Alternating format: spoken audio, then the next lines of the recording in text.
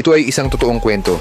Isang 15 years old na batang lalaki na nagngangalang Morris ang nagpasya na tuklasin ang Yamamoto Cave dahil sa sobrang dilim sa loob nawala lahat ng direksyon niya. Higit pa rito, dahil medyo makitid ang kuweba, hindi niya namalayan na mali ang daan niya na kalaunan ay humantong sa isang dead end.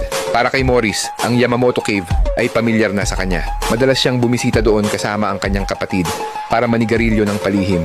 Kaya nang nalaman niya na maaari niyang galugarin ang kuweba kasama ang kanyang mga kaibigan, na-excite siya. Sa totoo lang, ito ay bahagi sa kanilang school trip. Ngunit habang nasa daan, nabutas ang gulong ng bus at nagpasya silang lumipat sa destinasyon sa Yamamoto Cave. Ang pasukan sa kuweba ay kahawig ng bibig ng isang nilalang. Sa entrance, mayroong isang paunang espasyo na 25 metro.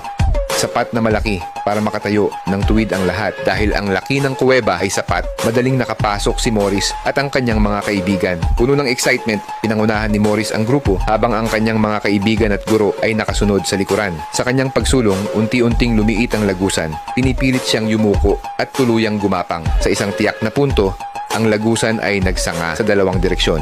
Napansin ni Morris ang isang malaking bato sa unahan at inisip na iyon ang tamang daan. Walang pag-aalinlangan. Mabilis siyang sumulong, walang kamalay-malay na wala na pala ang mga kaibigan niya. Habang ang lagusan ay naging mas makitid, kailangang gumapang ni Morris sa lupa. Napagtanto niya na siya ay nakulong sa makitid na espasyo. Nagsimula siyang makaramdam ng takot at tumawag sa kanyang mga kaibigan, ngunit walang tugon. Doon niya napagtanto na masyado na pala siyang lumayo at ganap na nahiwalay. Sinubukan niyang magpatuloy sa pagsulong sa paniniwalang makakahanap siya ng mas malaking espasyo para makaikot at makalabas. Gayunpaman, wala siyang ideya na siya ay patungo sa mas maling daan. Sa pagsulong niya, may nakasalubong siyang dalawang bato at sumiksik sa pagitan nila. Biglang lumipat ang isa sa mga bato sa ilalim niya at nadulas siya sa isang posisyon kung saan siya ay naging ganap na na-stuck. Nakaramdam siya ng paninikip sa dibdib na nagpapahirap sa kanyang paghinga. Ang masaklap pa, siya ay natrap ng nakabaligtad. Ibig sabihin, habang tumatagal siya sa posisyong ito, mas dadaloy ang dugo sa kanyang ulo at puso na posibleng magdulot ng cardiac arrest.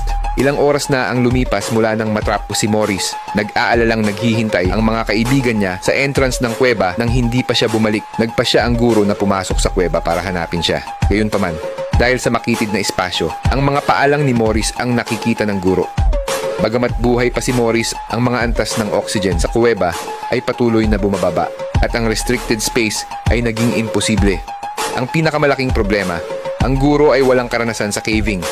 Kung magbabakasakali pa siya, maaari din siyang matrap. Gayunpaman, sinubukan niyang humanap ng solusyon. Ilang beses na sinubukan ng guro na lagyan ng sinturon ang mga paa